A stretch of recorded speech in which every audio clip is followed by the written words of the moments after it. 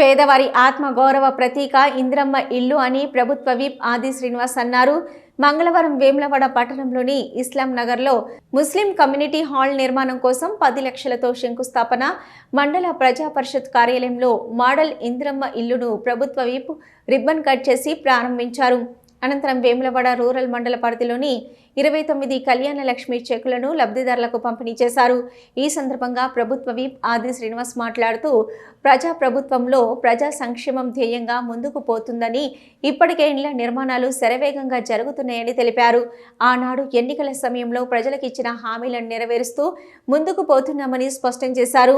ప్రజా ప్రభుత్వంలో పేద ప్రజలకు అనేక సంక్షేమ పథకాలను అమలు చేస్తున్నామని, ఆనాడు చేసినట్లుగా నేడు గృహప్రవేశ సమయంలో నూతన వస్త్రాలు పెట్టడం జరిగిందని గుర్తు చేశారు.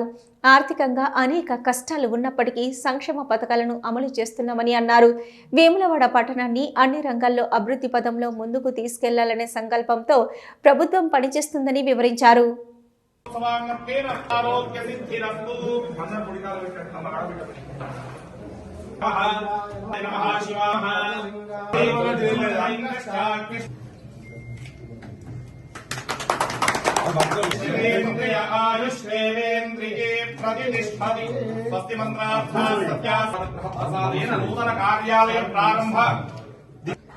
అదేవిధంగా స్పెషల్ ఆఫీసర్, ఎండిఓ, ఎంఆర్ఓ, ఇతర అధికారులు మరి స్థానిక ప్రజలకు 400 రెసిప్ట్లో కడుతున్నాం కాబట్టి ఈ మండలంలో ఉన్న సర్పంచులందరూ వాళ్ళ లబ్ధిదారులకు కూడా పేదవాళ్ళకి చూపించి ఎక్కువ ఖర్చుకు సర్పంచ్ గారు మరియు గారు ఎమ్మెల్యే గారు చేతులుగా తీసుకుపోతున్నాం. హనుమాన్పేట సర్పంచ్ గారు గోడూరు తీగల లక్ష్మమ్మ కమిటీ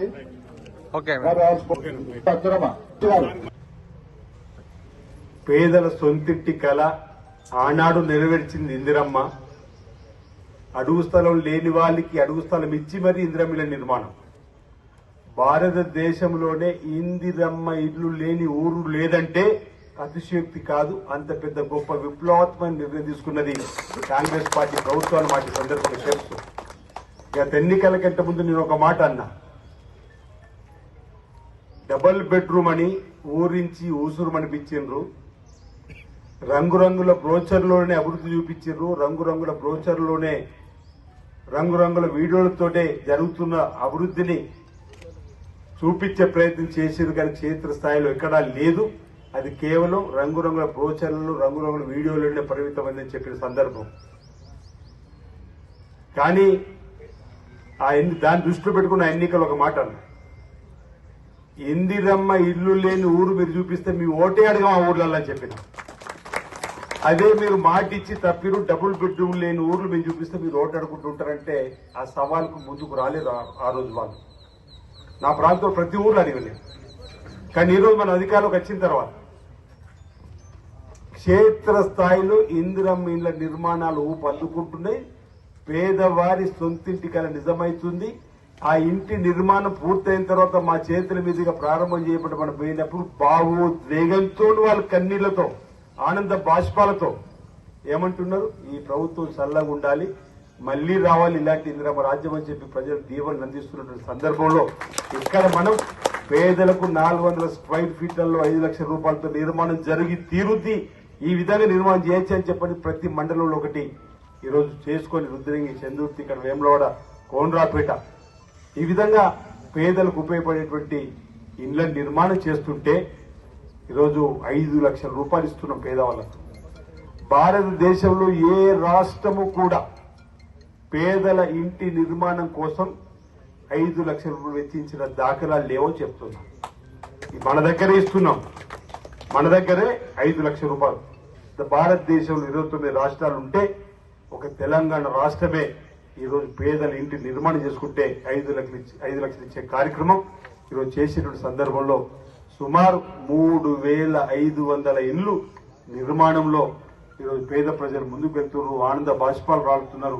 ఈరోజు ఇందిరమ్మ ఇళ్ల నిర్మాణం మొదలు కావడంతో కూలీకి పని దొరికింది, సుతారికి పని దొరికింది, ట్రాక్టర్కు పని దొరికింది, డ్రైవర్కు పని దొరికింది, దుకాణదారుడికి పని దొరికింది, ఇనుము అమ్ముతున్నది, సిమెంట్ అమ్ముతున్నది, స్టీల్, బోల్ట్, నట్టు బోల్ట్, ఎలక్ట్రీషియన్ అమ్ముతుంది, ఫ్యాన్లు అమ్ముతున్నాయి. దీనివల్ల అనేక మందికి ఉపాధి కూడా వ్యాపారంలో దొరికే విధంగా ఈ కార్యక్రమం.